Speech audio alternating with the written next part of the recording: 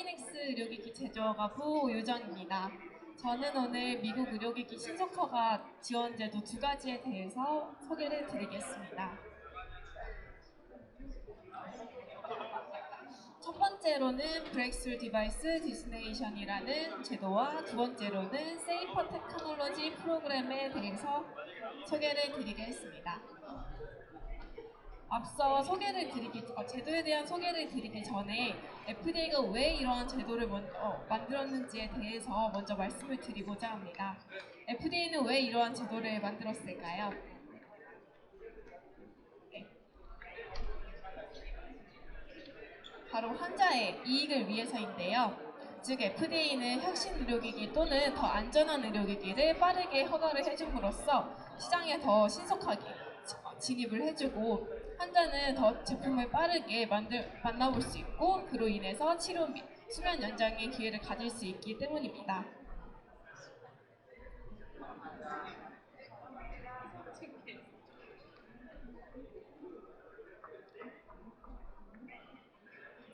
그렇다면 본격적으로 첫 번째 소개드릴 제도인 브레이크스루 디바이스 디시그네이션에 대해서 말씀드리도록 하겠습니다. 브레이크스루 디바이스 디스네이션은 줄여서 BDD라고도 하는데요. 혁신 의료기기 지정 제도입니다. 이 제도에 관해서 미국 FDA에서 2018년도에 가이던스를 발행을 하였습니다. 이 가이던스에는요, BDD의 지정 기준, 제출 자료 요건, 그리고 심사 절차에 대한 주요 내용을 설명하고 있습니다. 또 이 가이던스는 510K나 드노보, PMA 대상에 적용할 수 있습니다. 네, 다음은 BDD 지정 기준입니다. BDD 지정 기준에는요, 1차 기준과 2차 기준이 있는데요. 1차 기준을 만족을 하셔야 2차 기준을 적용하실 수 있습니다. 1차 기준으로는 생명에 위협이 되는 질환, 회복 불가능한 인체 기능 소실 질환 또는 건강 상태에 대한 보다 효과적인 진단을 제공하거나 치료 수단을 제공하는 의료기기인 경우 1차 기준에 만족이 됩니다. 이러한 1차 기준을 만족을 하셨다면 다음에 보셔야 할 것은 2차 기준인데요. 2차 기준은 다음 4가지 사항 중에 최소 하나만 만족을 하셔도 BDD로 지정받으실 수 있습니다. 그럼 앞서 설명드린 생명을 위협하는 또는 회복 불가능한 기능 소실 질환은 무엇일지에 대해서 설명을 드리도록 하겠습니다. 생명을 위협하는 이라는 FDA 정의를 보면요. 사망 가능성이 높거나 치명률에 대해서 구체적인 대책이 없거나 그리고 치료하지 않고 두면은 생명을 위협하게 되는 상태로 발전되는 질환을 의미를 하고요. 예로는 급성뇌졸중, 심장마비, 암, 중증 외상이 있습니다. 그리고 두 번째로는 회복할 수 없는 기능 소실이라는 질환의 FDA 정의를 보면요. 일상생활에 상당한 영향을 주는 유연율과 관련된 질환 또는 지속되거나 재발 가능한 질환 그리고 치료하지 않고 두면 더 심각한 질환으로 발전할 수 있는 질환을 의미하고요. 예로는 암, 루게릭병, 뇌졸중, 심장질환, 관성동맥 협착증이 있습니다. 네, 그렇다면 BDD의 1차 기준이 더 효과적인 치료의 입증 방법은 어떻게 할까요? 크게 두 가지로 예상되는 기술적인 성공의 근거와 예상되는 임상적인 성공의 근거로 이야기 드릴 수 있을 것 같습니다.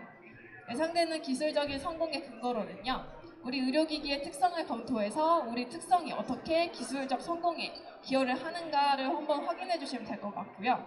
벤치 테스트, 성능 시험 자료, 그리고 기존 표준 치료 의료기기와 비교한 시험 자료로 입증하실 수 있습니다.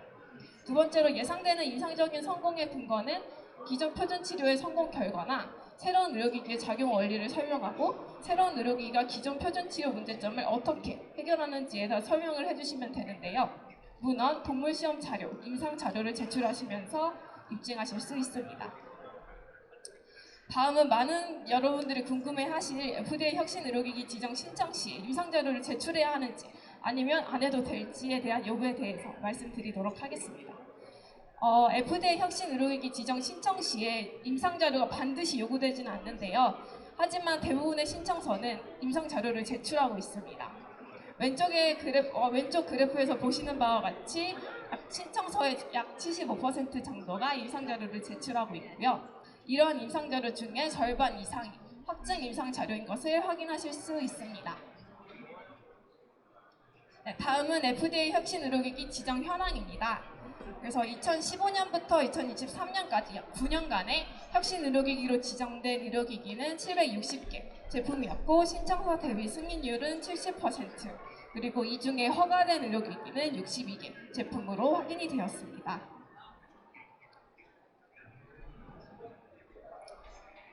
혁신 의료기기로 지정된 760개 제품 중에 병원 진료과별로 상위 5개에 대해 말씀을 드리자면 1위는 신발관 제품으로 171개, 2위는 신경과 제품으로 137개, 4위는 정형외과 제품으로 87개, 4위는 소화기과, 비뇨기과 제품으로 60개, 5위는 일반외과, 성형외과 제품으로 53개 제품이 차지하고 있었습니다. 이렇게 혁신 의료기기가 다음과 같은 제품들이 혁신 의료기기로 많이 신청을 했고 지정이 되신 것을 확인하실 수 있습니다. 다음은 FDA 혁신 의료기기 시판 승인 제품 목록인데요. FDA BDD 홈페이지에 들어가 보시면 최신에 허가받은 62개 제품이 어떤 식으로 등록이 되어 있는지 확인하실 수 있습니다. 다음은 제가 혁신 의료기기로 지정받은 제품 중에 허가를 받은 제품 사례를 몇 가지 가져와 봤는데요. 이 제품은 나유약 키트라는 제품으로 2020년 5월에 드노보 승인을 받았습니다. 그래서 클래스 2 제품으로 의료기기 소프트웨어 제품인데요. 애플워치를 통해서 수면 중 심박수랑 동작을 분석해서 진동 촉각 자극을 주면은 외상 후 스트레스 장애로 인한 수면 장애를 개선해주는 제품이었습니다. 네, 다음은 칼라 KIQ라는 제품인데요. 혁신 의료기기로 지정을 받았고 510K 2등급으로 인허가를 받았습니다. 이 제품은 개별 환자의 떨림 주파수를 환자의 손목에 주어서 파킨슨병을 앓고 있는 환자에게 자세 및 운동, 손떨림 증상의 일시적인 완화에 도움을 주는 제품이었습니다. 다음 소개는요. 두 번째 제도인 세이퍼 테크놀로지 프로그램에 관해서 소개를 드리도록 하겠습니다. 세이퍼 테크놀로지 프로그램, 줄여서 스텝이라고도 하는데요. 이 제도는 더 안전한 의료기기 제도를 의미하고 미국 FDA에서 해당 제도와 관련해서 2021년도에 가이던스를 발행하였습니다. 이 제도는 기존 의료기기에 비해서 더 안전성이 개선된 신제품에 대해 신속한 승인 심사를 제공하는 데 목적이 있고요. 이 가이던스는 아까 말씀드린 BDD와 같이 스텝의 지정 기준, 제출자료 요건, 그리고 심사 절차에 대한 주요 내용을 설명하고 있습니다. 또 이 제도의 대상 제품이 되려면 앞서 말씀드린 그 혁신 의료기기 지정제도 BDD의 대상이 아닌 제품이어야 합니다. 다음은 스텝의 지정 기준입니다. 이 역시 BDD와 마찬가지로 1차 기준과 2차 기준이 있는데요. 1차 기준을 만족하셔야 2차 기준을 적용하실 수 있습니다. 이 1차 기준을 보시면 중증도가 덜 심각한 질환을 치료 진단, 예방하는 의료기기여야 하고요. 그리고 혁신 의료기기, 아까 말씀드린 BDD 지정 기준에 미흡한 의료기기여야 합니다. 또 이러한 1차 기준을 만족했다면 2차 기준은 우리 의료기기가 상당한 수준의 안전성 개선을 보여주어야 하는데요. 다음 4가지 중 1가지 이상만 만족을 하시면 스텝에 지정되실 수 있습니다.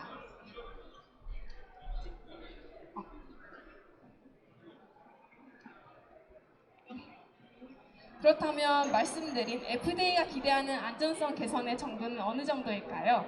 FDA는 의료기기가 기존 표준 치료와 비교해서 이등 위험이 상당히 개선이 되었거나 아니면 의료기기가 특정 치료와 연관돼 발생하는 안전상의 문제 발생률 또는 심각도를 임상적으로 의미 있는 수준으로 개선을 하였거나 아니면 의료기기가 안전성이 개선되면서 효과는 감소가 되지 않았거나 안전성이 개선되었지만 새로운 심각한 이상 사례 또는 사용과 관련된 새로운 위해 요소가 없을 때 FDA는 안전성이 개선이 되었다라고 보고 있습니다.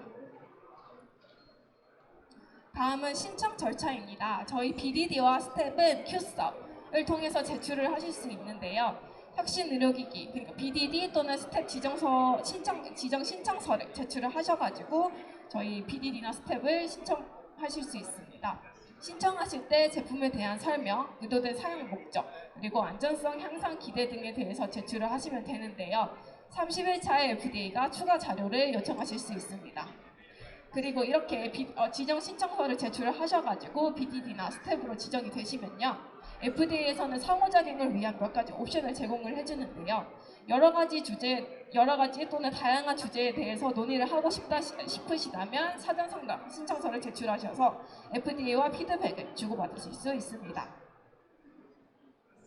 다음은 신청서 내용입니다. 신청서는 다음과 같이 구성되어 있는데요. 요약, 담당자 연락처, 그리고 신청 종류, 그리고 5가지. 대상 환자 인구, 현재 치료 진단법, 의료기기 개요, 그리고 예상되는 효과 안전성 개선, 규제 역사를 포함한 배경 정보와 지정 기준 해당에 대한 설명, 그리고 의료기기 개발 또는 임상시험 제안, 그리고 시판 신청 계획, 레퍼런스, 부록으로 구성이 되어 있습니다. 여기서 지정 기준 해당에 대한 설명으로는요, 아까 말씀드린 1차 기준과 2차 기준이 어떻게 적용이 되는지, 그리고 어떻게 기준에 적합한지에 대해서 근거를 포함해서 작성해 주셔야 합니다. 이렇게 BDD와 스텝으로 지정되면 어떤 혜택이 있을까요? 첫 번째로는 우선 심사 대상이 된다는 점입니다. 기존의 FDA는 접수된 순서대로 심사를 해주는 죄송합니다. 기존에 접수된 순서대로 심사를 해주는데요. 하지만 BDD로 스텝이 지정된 의료기기라면 우선 심사로 최대한 빠르게 최우선 순위로 심사를 받으실 수 있습니다. 그래서 시간을 절약할 수 있다는 장점이 있습니다. 두 번째, 최우선 순위로 FDA와 모든 소통의 기회를 제공받으실 수 있습니다. 그래서 저희 제품의 자료에 보완이 필요하거나 아니면 FDA가 궁금한 점, 아니면 FDA에게 궁금한 점에 가장 빠른 시간 내에 빠른 일정으로 FDA가 제안을 해주어서 FDA와 피드백을 주고받으실 수 있습니다. 그리고 승인을 위한 요구사항에 대한 명확한 가이드를 FDA에서 제공을 해줍니다.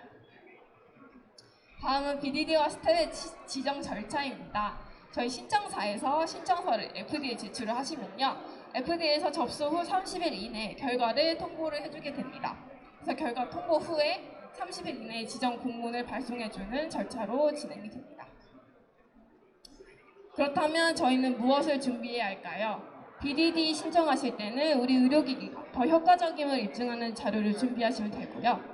스텝을 신청하실 때는 우리 의료기기가 더 안전함을 입증하는 자료를 준비하시면 됩니다.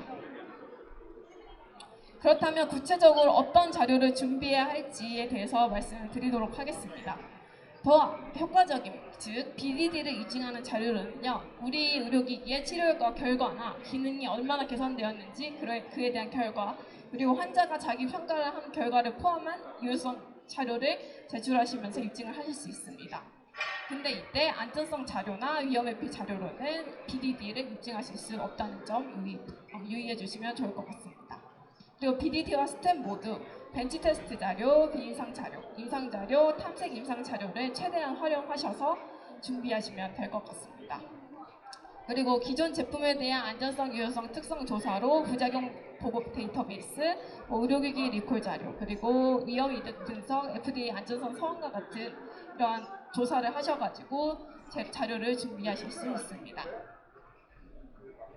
마지막으로 앞서 소개해드린 내용을 간단하게 요약을 해드리겠습니다. 첫 번째로 임상자료가 반드시 필요한가요?에 관해서는요.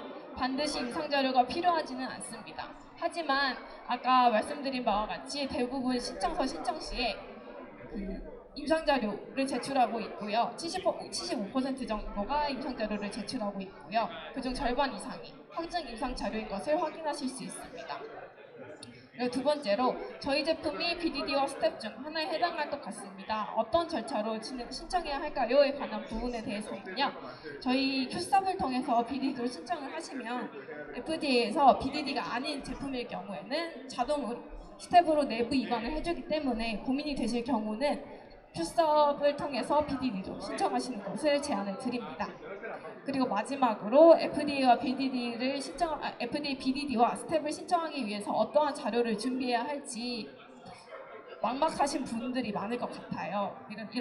저희는 이런 힘든 부분에 대해서 사이넥스에서 해당 제도를 어떻게 활용할 수 있는지에 대한 방안을 도와드리도록 하겠습니다.